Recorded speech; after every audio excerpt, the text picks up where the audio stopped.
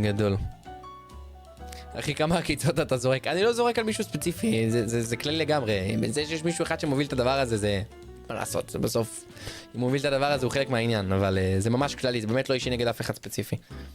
תקשיבו, העניין עם הרובלוקס זה באמת לא אישי נגד אף יוטיובר שמשחק בזה, באמת מהלב אני אומר, זה פשוט משחק אתם יודעים, הרבה אומרים לי, מה, אבל למה אתה לא משחק בזה, ומה הבעיה? חבר'ה, כנראה שאני היחיד שאכפת לו מזה שילדים נשבר להם הלב, גונבים להם כל היום דמויות שם, כן, זה משחק שלא נותן כלום, לא מלמד שום דבר, אין בו שום אסטרטגיה, מבאסתי שזה הטרנד, אבל אני לא שחקתי בו, אני לא יכול לשפוט, אז אני אשחק פעם אחת, אני חייב לבדוק, יכול להיות שמשהו שאני מפספס.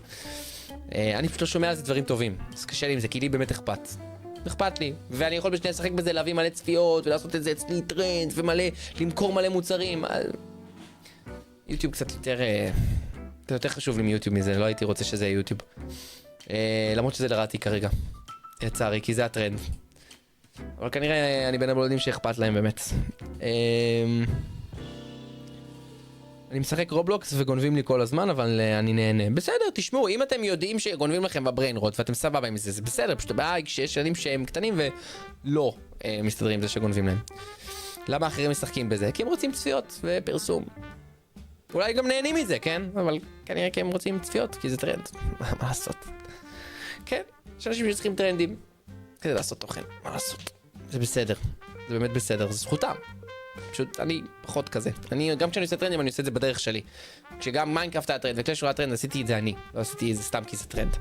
ובאמת שהפסקתי ליהנות מזה אז הפסקתי. לא צריך לעשות הכל בשביל טרנדים.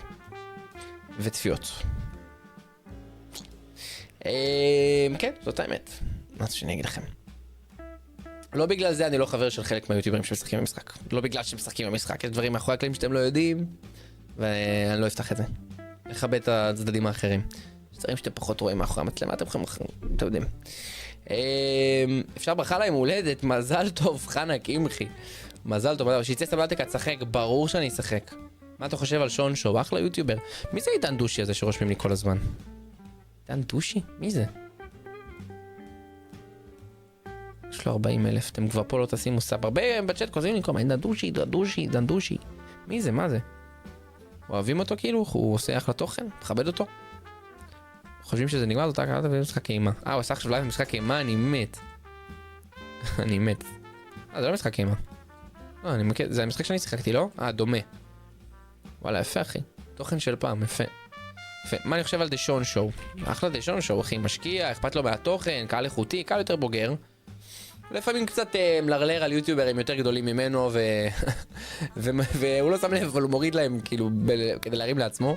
פעם אחת, אני מאוד אוהב את דשון שואו, אבל פעם אחת הייתי בלייב שלו, צפיתי והוא לא ידע, ואז מישהו שאל אותו מה אתה חושב על יוטיוברים גדולים, אינדגים וזה, ואז הוא אמר, הוא לא דיבר ספציפית עליי, הוא באמת מאוד מעריך אותי, אני מאוד אוהב אותו, אבל יצא לו קצת עקום, הוא כאילו אמר, דשון שואו, תשמעו, אם יש ערוץ שיש לו 200,000 סאבים, ו200,000 צפיות, זה ממש טוב, אבל אם יש ערוץ שיש לו 1,000,000 סאבים, ווינק ווינק, כמה כאלה יש, אבל יש לו 500,000 צפיות, אז זה פחות טוב, אתם מבינים? כי כאילו היחס צפיות הוא לא 100%, אתם רוצים ש100% יצפו. עכשיו, שון, מה קשור אחי? מה הקשר אחי? אין 1,000,000 צפיות לכל סרטון, קודם כל יש 1,000,000 צפיות לכל סרטון שהוא גדול, יש 1,000,000 צפיות למחירה פומבית, ו1,000,000 צפיות לחלוקו לגנוב, ואפילו 3,000,000 צפיות לסמי עופר. הסיבה של 1,000,000 צפיות לכל סרטון, כי כשאתה מגיע לגודל כל כך גדול שיש לך 1,000,000 סאבים, והקהל שלך הוא באמת מפוזר, תחשבו שהקהל, יש כאלה שאוהבים לייבים, כאלה שאוהבים גיימינג, כאלה שאוהבים הפקות, אוהבים ולוגים, אוהבים אוכל, יש כאלה גם שאוהבים את הכל. אבל יש כאלה שלא, יש כאלה שאוהבים משהו ספציפי. אז זה הגיוני שכל פעם שעולה סרטון, הקהל של אותו סרטון צופה בו. אתם מבינים?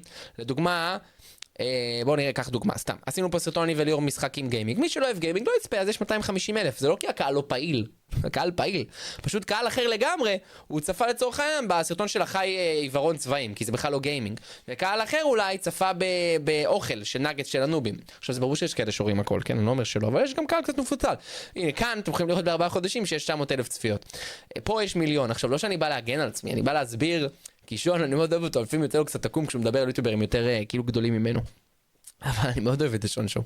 פשוט כשהייתי בלייב שלו שמעתי את זה, זה נורא הצחיק אותי. אני מאוד אוהב אותך שון, הכל טוב אחי, מכבד אותך. למה פיליפינים מוזרים?